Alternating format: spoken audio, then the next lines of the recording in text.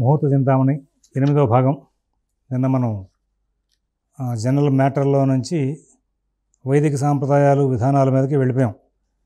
అది చాలామంది మన వాళ్ళు అడిగారు, ఏమండి మీరు వైదిక సాంప్రదాయాలని ఎందుకు చెప్తున్నారు, మనం ఇప్పుడు కావాల్సిన ముహూర్త శాస్త్రం కదా అని చెప్పేసి దాని మీద మాట్లాడుకుంటూ వచ్చారు.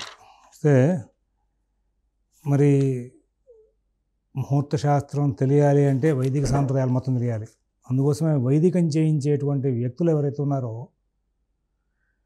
వాళ్ళు ఈ ముహూర్త శాస్త్రాన్ని కనుక అధ్యయనం చేస్తే, ఈ ముహూర్త శాస్త్రాన్ని అధ్యయనం చేసిన తర్వాత వాళ్ళు ముహూర్తం పెడుతుంటే చాలా గొప్పగా ఉంటుంది మనం చూడడానికి. కారణం ఏంటంటే చేయించడం వాళ్ళే, ఆ ముహూర్తం పెట్టుకోవడం వాళ్ళే, ఆ ముహూర్తంలో ఉన్నటువంటి మంచి చెడులు ఆలోచించడం వాళ్ళే. కాబట్టి వాళ్ళు ఇస్తున్నటువంటి అనాలిసిస్ చాలా గొప్పగా ఉంటుందని చెప్పేసి నేనైతే విశ్వసిస్తూ ఉంటాను.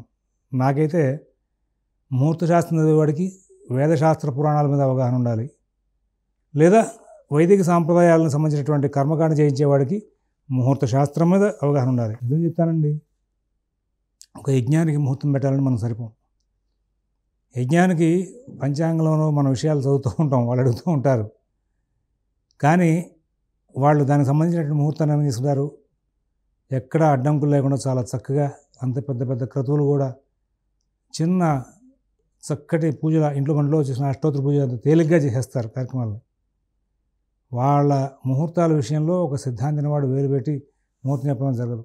అందువల్ల ఏంటంటే వైదిక సంప్రదాయాలు చేయాలి, ఈ ధర్మశాస్త్ర విషయాలు తెలుసుకోవాలి వైదిక సాంప్రదాయంతో పాటు. నిన్న మనం గ్రహయుద్ధం, గ్రహభేదం, ఉల్లేఖం, అంశోగధనం అనేటువంటి విషయాల గురించి భవిష్యత్తులో తెలుసుకుంటామని ఆపాం. దాని గురించి కూడా అడిగారు. ఖచ్చితంగా సందర్భం దీంట్లోనే వస్తుంది, వాటి వివరాలు చెప్తాం. ఇవి చాలా తేలికైన అంశాలే, మాకు పంచాంగంతో చేసేటప్పుడు తేలికైనటువంటి అంశాలు కాబట్టి తేలిగా ఉంది. ఇప్పుడు అనవసరం, ప్రారంభంలోనే పెద్ద పెద్ద స్థాయి మాటలు అందులో ఉన్నాయి, వాటిని మనం ఇక్కడ విశదీకరించుకోవాల్సిన అవసరం లేదు. నేష్టం గ్రహర్క్షం సకలార్థపాదగ్రాసే క్రమాత్తర్కగుణ ఎందుమాసాన్ పూర్వం వరస్తాదుభయోస్త్రిగ్రహ హస్రాగ్రస్తే హస్తగేచ భిలుతేర్థఖండే. ఇక్కడ ఒక గొప్ప విశేషమైన విషయం ఏంటంటే గ్రహణాలు, వాటి విశేషాలు. ఈ గ్రహణ సంబంధమైనటువంటి విశేషాలని ఇక్కడ ప్రస్తావన తీసుకొచ్చాడు. నిన్నటి రోజున వ్యాఖ్యానంలో మనకి దీని గురించి రాలేదు. షణ్మాసం గ్రహభిన్నం యశశుభే యోద్ధం తదోత్పాదభం అని చెప్పినటువంటి అంశానికి వ్యాఖ్యానంలో రాలేదు అనుకో 32వ శ్లోకానికి. అక్కడ పెద్దవాళ్ళు వ్యాఖ్యానాన్ని వదిలేశారు అంటే వాళ్ళు ఏదో తెలియక వదిలేశారు అనుకోవడానికి లేదు, తెలియక వదలరు వాళ్ళు, పెద్దవాళ్ళు కాబట్టి. ఇక్కడ ఈ సందర్భాన్ని నెక్స్ట్ 33వ శ్లోకంలో ఉన్న అంశాలతో మనం ముడిపెట్టాలి. ఆ 33వ శ్లోకంలో ఉన్నటువంటి అంశాలతో ముడిపెట్టేటప్పుడు దీనికి బ్యాలెన్స్ కుదరకపోతే కష్టం అవుతుంది. కాబట్టి వాళ్ళు ఏం చేశారంటే అక్కడ వదిలేశారు, ఇక్కడ చెప్పుకుంటూ వచ్చారు. మరి సంపూర్ణ నేష్టం గ్రహర్క్షం సకలార్థపాదగ్రాసే క్రమాత్తర్కగుణ ఎందుమాసాన్ పూర్వం పరస్తాత్ ఉభయోస్త్రిహస్రాగ్రస్తే. 6 మాసాలు సంపూర్ణ గ్రహణం అయితే, 3 మాసాలు అర్ధగ్రహణం అయితే, 1 మాసం పాదగ్రహణం అయితే కనుక ఆ గ్రహణం బట్టి నక్షత్రాన్ని వదిలేయమని చెప్పుకుంటూ వచ్చాడు. వాళ్ళు మనకి గ్రహణం అని రాస్తారు పంచాంగంలో. ఏదో అనురాధ నక్షత్రంలో గ్రహణం వచ్చింది అనుకుందాం, ఇవాళ గ్రహణం. ఇక్కడి నుంచి అది సంపూర్ణ గ్రహం అనుకోండి. సంపూర్ణ గ్రహణం అంటే ఏమిటి, ఆరంభం అంత్యం రెండు కూడా అందులో మనకి గ్రహణంలో కనబడాలి. ఆ సమయాలు చంద్రగ్రహణం రాత్రిపూట సుమారుగా 10ంటికి ప్రారంభమైంది అనుకోండి, ఓ 12 వరకు ఖచ్చితంగా కనబడుతుంది. ఆరంభ అంత్యాలు రెండు కనబడతాయి. ఈ గ్రహణం ప్రయాణం చేస్తూ ఉంటుంది. చంద్రుడి యొక్క గమనంతో పాటు గ్రహణం కూడా సమయం మారుతూ ఉంటుంది. ఏమవుతుంది, ఇండియాలో ఒకసారి గ్రహణం ప్రారంభమవుతుంది. ఆ గ్రహణం మీద అవగాహన రావాలి. ఇది నేను ఈ ముహూర్త బాలశిక్షలోనే గతంలో చంద్రగ్రహణం, సూర్యగ్రహణం, గణితం ఎట్లా చేస్తారు, వ్యప్ర వైప్ర అనేవి ఎట్లా కడతారు అనేటువంటి అంశాల మీద నేను మాట్లాడుతూ ఆ సందర్భాన్ని పురస్కరించి చెప్పుకుంటూ వచ్చినప్పుడు ఈ పరిలేఖనం, ఈ గ్రహణం కంప్లీట్గా చంద్రగ్రహణం ఇండియాలో స్టార్ట్ అవుతుంది. మన ఇండియాలోనేమో మళ్ళీ అంత్యం కనబడదు. ఆ గ్రహణం వెళ్ళిపోయి పక్కన వేరే దేశాల్లో అక్కడ ఉన్నటువంటి సందర్భాల్లో ఆ గ్రహణం అంత్యం కనబడుతూ ఉన్నది. సుమారుగా తెల్లవారుజామున పొరపాటున 4 గంటలకు గ్రహణం ప్రారంభమైంది. ఒక సువిశాలమైనటువంటి గ్రహణం, ఒక 3:30 గంటలు 4 గంటలు అనుకుందాం. విజయవాడకి వేసవికాలంలో 5:30కే సూర్యోదయం అవుతూ ఉంటుంది. ఈ 4 గంటలకు ప్రారంభమైన గ్రహణం 7:30 వరకు ఉంటుంది. ఈ 4 గంటలకు ప్రారంభమైంది. ఇండియాలో మరి ఇంక రాత్రి కాలం కనబడదు కదా, పగటి కాలం చంద్రగ్రహణం కనపడడం కష్టం కదా, అందులో 4 to 5:30 మాత్రమే ఇక్కడ కనబడుతుంది. కానీ ఆకాశంలో గ్రహణం 4 గంటల దగ్గర నుంచి ఆ 3:30 గంటల వ్యవధి అనుకోండి, సుమారుగా గ్రహణం యొక్క వ్యవధి 7:30 సేపు ఉంటుంది. ఈ 7:30కి ఇండియా టైం ప్రకారం 7:30కి అది దాటుకుంటూ వెళ్తుంది. వెళ్ళి ఆ పక్క దేశాల్లో అప్పుడే ఇంక మళ్ళీ తెల్లవారుజాము సమయం నడుస్తూ ఉంటుంది. అక్కడ ఎక్కడైతే చంద్రుడు ఉండేందుకు వీలైనటువంటి రాత్రికాలం ఆకాశంలో గోచరించేందుకు ఏ దేశంలో ఉంటుందో ఆ దేశంలో ఈ గ్రహణం వెలుగు కనబడుతుంది. మరి మనకి ఒక్కొక్కసారి సూర్యాస్తమయం దగ్గర గ్రహణం ముందే ప్రారంభమైపోతుంది. కానీ సూర్యాస్తమయం అయితే కానీ మనకి గోచరం అవ్వదు. ఆకాశంలో సూర్యాస్తమయం అయితే కానీ గోచరించినటువంటి గ్రహణం ఉందే, ఆ గ్రహణం విడుపు సమయం మాత్రమే కనబడుతుంది. గ్రహం ముచ్చిమార ఉదయగ్రహణం, అస్తమయ గ్రహణం చెప్పి రాస్తూ ఉంటారు పంచాంగాల్లో. ఈ గ్రహణాల కాన్సెప్ట్ ఒకటి తెలియాలి అంటే కనుక మీరు ఏం చేయాలంటే, నా చేత మా గురువుగారు పాత పంచాంగాలు అక్కడ పెట్టించి ఆ గ్రహణాలు ఎప్పుడెప్పుడు వచ్చినాయో ఒకసారి తీరాబాయ్ అన్నాడు. తీయించి మొత్తం రాయించాడు. ఏమంటే ఈ తలనొప్పినా ఈ గ్రహణాలను ఒక చోట రాయిస్తున్నాడు ఇది అనుకున్నా. ఆ గ్రహణాలు అక్కడ రాయించిన కారణంగా నాకు కేవలం పంచాంగం ఎఫ్రీస్ ఇస్తే ఈరోజు గ్రహణం వస్తుందా, ఈరోజు గ్రహణం రాదా అని చెప్పేటువంటి నాలెడ్జ్ ఆ రోజున నేను సంపాదించుకోగలిగా.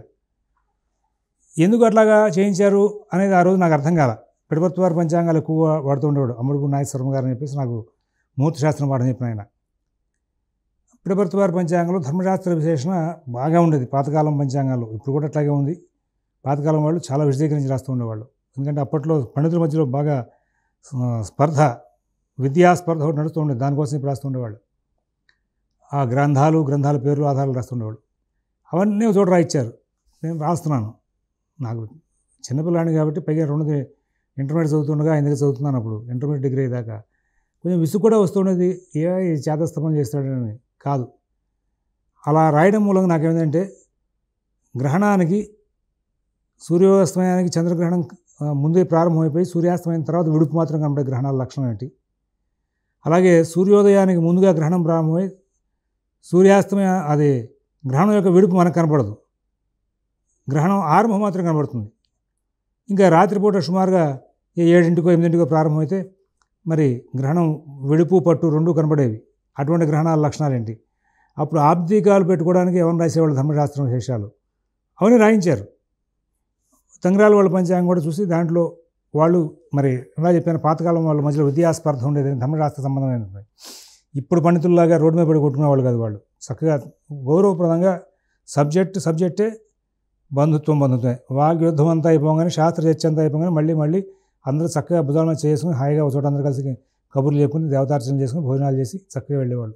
అలా గొప్పదైనటువంటి ఒక హెల్దీ కాంపిటీషన్ విద్యా విషయంలో ఉండేది. సూర్యాస్తమం అలాగే సూర్యగ్రహణాలకి ఒకసారి సూర్యోదయానికి ముందే గ్రహణం ప్రారంభమవుతుంది. కానీ ఆ గ్రహణారంభం వేరే దేశాల్లో ఉంటుంది.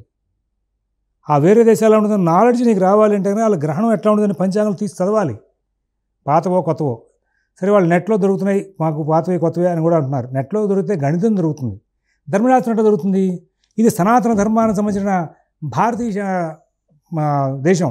మనం చదువుతున్న శాస్త్రం అంతా భారతీయ శాస్త్రం.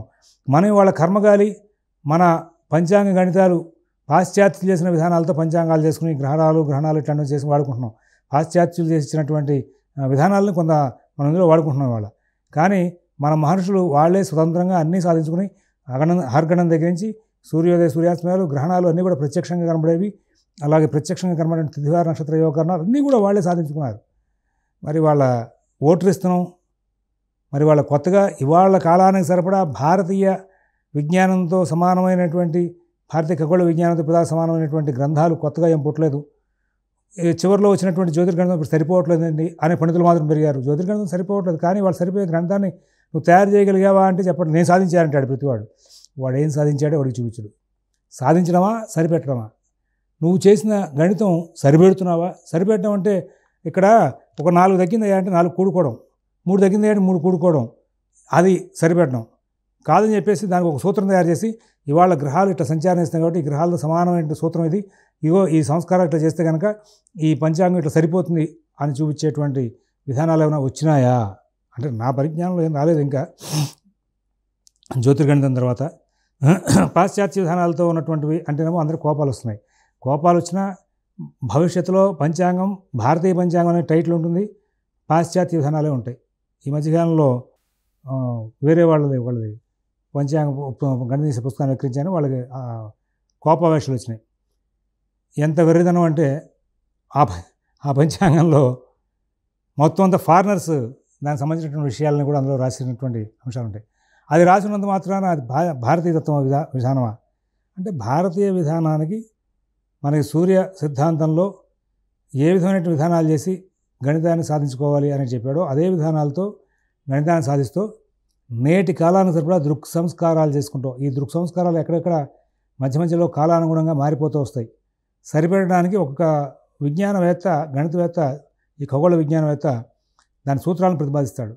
ఆ సూత్రాలతో మరి మనకి ఇవాళ ప్రత్యక్షానికి సరిపడా ఇవాళ వేల కోట్ల రూపాయలు ఖర్చు పెట్టి నాసా వాడు తీసుకొచ్చేటువంటి గ్రహాల యొక్క సంచార విధానాన్ని మన వాళ్ళు ఒక చిన్న కర్రపులతో సాధించుకుంటూ వచ్చారు. అటువంటి గొప్పదైనటువంటి మన పరిశ్రమ అంతా వెనక్కి వెళ్ళిపోయింది. ఇప్పుడు ఇవాళ మనం పాశ్చాత్య విధానమైన మంచి గణితం కాబట్టి వాడుకుంటున్నాం అని ఒక వేదాంత ధోరణితో మాట్లాడుతున్నారు. కానీ భారతీయ మహర్షి ఇంక వెనక్కి వెళ్ళిపోతున్నాడు కదా. భవిష్యత్తులో పంచాంగం అంటే ఈ పాశ్చాత్య పంచాంగమే అది, కానీ మన వాళ్ళు కావాలని వచ్చి భారతీయ అని టైటిల్ పెడతారు. చైనాలో వస్తువులు కొనుక్కొచ్చి ఇండియాలో ప్రోడక్ట్కి పేరు పెట్టినట్టుగా అది అయిపోయింది. ఇంకా అటువంటి తీసుకొచ్చారు అంటే కోపాలు వస్తాయి. కోపాలు వస్తే అదేమన్నా మన గణిత శాస్త్రం సంస్కారం పడుతుందా అంటే గణిత శాస్త్రం సంస్కారం పట్ల. అలాగా ఇక్కడ మనం ఈ గ్రహణాల గురించి చూసుకుంటూ వెళ్తున్నాం. ఎక్కడో ప్రారంభమైపోతుంది సూర్యగ్రహణం. అసలు గ్రహణం సూర్యోదయం దగ్గర నుంచి కనబడుతోంది, గ్రహణం విడుపు కనబడుతోంది.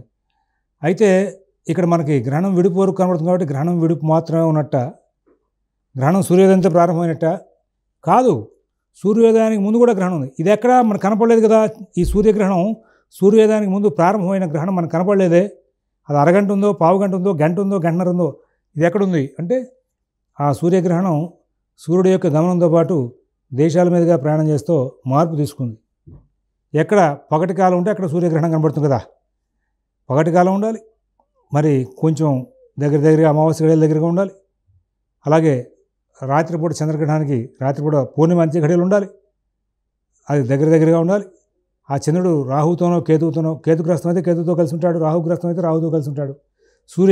సూర్యగ్రహణం కూడా రాహుగ్రస్తం అయితే కనుక రాహువుకి దగ్గరగా రవి ఉంటాడు, కేతుగ్రస్తం అయితే కేతువు దగ్గరగా రవి ఉంటాడు.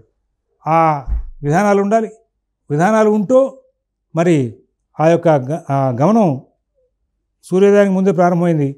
ఆ పగటి కాలం ఇండియాలో అమావాస్య గడియలు ఆ రవి రాహులు కలిసి ఉండాలో, రవికేతులు కలిసి ఉండాలో సరిపోవడాలు అవి ఇండియా మీదకి వెళ్తూ ఉంటుంది. ఒక్కొక్కసారి సూర్యాస్తమయాన్ని జస్ట్ బిఫోర్ మనకి అక్కడ గ్రహణం ప్రారంభమైనట్టు కనబడుతుంది. కానీ గ్రహణం 4 hours ఉంటుందండి అంటాడు. మనకి ఇండియాలో 1 గంట, అరగంట, 30 గంట, గంటన్నర, 2 గంటలు కనబడుతుంది. మిగతా 2 hours వేరే దేశాల్లో కనబడుతుంది. విడుపు వేరే దేశాల్లో సూర్యుడు ఉండగా అక్కడ గమనం జరుగుతుండగా అక్కడ అయిపోతూ ఉంటుంది. మరి దాన్ని ఇక్కడ మనం ఈ 4 రకాల విధానాలకి సంబంధించి అలాగే ఫుల్ టైం ఆరంభం నుంచి అంత్యం వరకు పగలు సూర్యగ్రహణం అలాగే రాత్రి చంద్రగ్రహణం కనబడేటువంటి విధానాలు మరి ఈ 6 రకాల విధానాలకి గ్రహణాలకి పాత పంచాంగాలు ధర్మశాస్త్రవేత్తలు ఏం రాశారు అనేది చూసుకోవాలి. అందుకోసం కంప్యూటర్లు దొరుకుతుంది కానీ గణితం కొడతావు కానీ మళ్ళీ దీనికి సంబంధించిన ధర్మశాస్త్రాన్ని తజ్ఞాలు ఎప్పుడు పెట్టుకోవాలి, ఆ విధానాలు ఏమిటి అనేవి చూడాలంటే ఈ ధర్మశాస్త్ర విషయాల కోసం చూడాలి. అందుకోసం మా గురువుగారు గ్రహణం వచ్చిన విధానం, అలా గ్రహణం వచ్చినప్పుడు దానికి వేరేం రాశారు, ధర్మశాస్త్ర విషయాలు ఏం రాశారు, అలాగా ఆబ్దిగాల విషయాలు ఏం రాశారు అని చెప్పి వరుసగా రాయించారు ఆయన.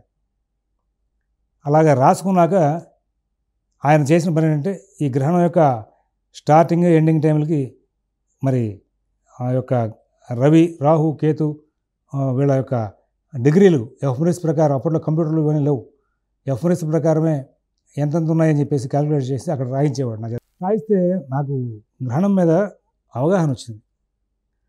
ఈ కండిషన్స్లో గ్రహణం వస్తుంది. గ్రహణం కట్టే విధానం ఏంటంటే తర్వాత మళ్ళీ మా మాతామహుడి దగ్గరికి వెళ్ళి పంచాంగం మొదలెట్టాక అక్కడ తెలుసుకోం. అయితే ఇంత ప్రాసెస్ వాళ్ళ ఈ టీవీలో నేను చెప్పలేను. అయితే చేసే విధానాలు సూర్యగ్రహణం చంద్రగ్రహణం చేసే విధానాలు ఇదే ముహూర్త విజ్ఞానం బాలశిక్ష పాఠాల్లో వెనకాల ఆల్రెడీ అయి ఉన్నాయి, చూడొచ్చు, మీకు అవగాహన వస్తుంది. ఇలాగా వచ్చినప్పుడు ధర్మశాస్త్ర విశేషాలని పాత పంచాంగంలో వాళ్ళు రాసిన దానికి వాళ్ళు స్వతంత్రించి మా ఇష్టం అన్నట్టుగా రాయలా, మాకు తోచింది ఇట్లాగాని రాయలా. ఒక గ్రంథం ఏదో ఒకటి పెట్టి ఈ గ్రంథం ఇట్లా చెప్పాడయ్యా కాబట్టి మనం ఇట్లా ఆచరిద్దాం అన్నట్టుగా రాసుకుంటూ వచ్చారు. ఆ కారణం చేత వాళ్ళు మంచి కీర్తి ప్రతిష్టలు సంపాదించారు. ఇక్కడ సంపూర్ణ గ్రహణం అయింది కాబట్టి ఈ గ్రహణ సమయంలో వచ్చిన నక్షత్రం అది ఎంత మంచి నక్షత్రం అయినా సరే, ఒకవేళ రోహిణి నక్షత్రంలో వచ్చింది గ్రహణం, రోహిణి నక్షత్రంలో గ్రహణం వస్తే మరి రోహిణి నక్షత్రం కరణ భగణ దోషం లతాప దోషం నవిషఘటిక దోషం రోహిణీయుక్త చంద్రమాహ అని చెప్పి ఉంది.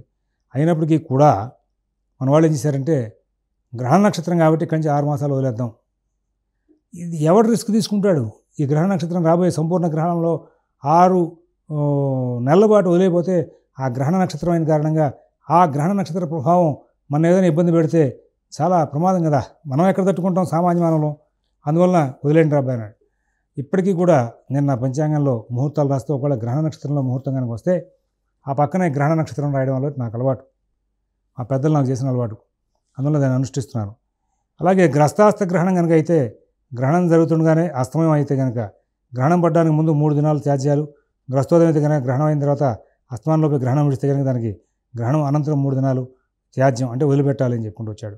అర్ధగ్రహణం అయితే కనుక అది గ్రస్తోదయాల్లో అయితే కనుక గ్రహణానికి ముందు 3 దినాలు, గ్రహణానంతరం 3 దినాలు కూడా, అంటే ఈ గ్రహణానికి వెనకాల శ్లోకాలు మనకు చెప్పాడు, ముందు వెనకలో కూడా 3 దినాలు ముహూర్తాలు చేయొద్దు అనే విషయాన్ని చెప్పుకుంటూ వచ్చాడు. నిన్న మీకు పాఠం చెప్పాను, ఆ మాటలు చెప్పేటప్పుడు చెప్పాను.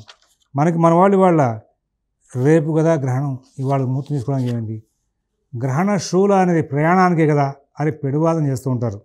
కానీ గ్రహణానికి ముందు వెనక కూడా ఈ దినాలు త్యాజ్య దినాలు అని చెప్పి వెనకాల శ్లోకాల్లో కూడా మనం చెప్పుకున్నాం. మళ్ళీ ఇప్పుడు కూడా అదే మాట వస్తుంది.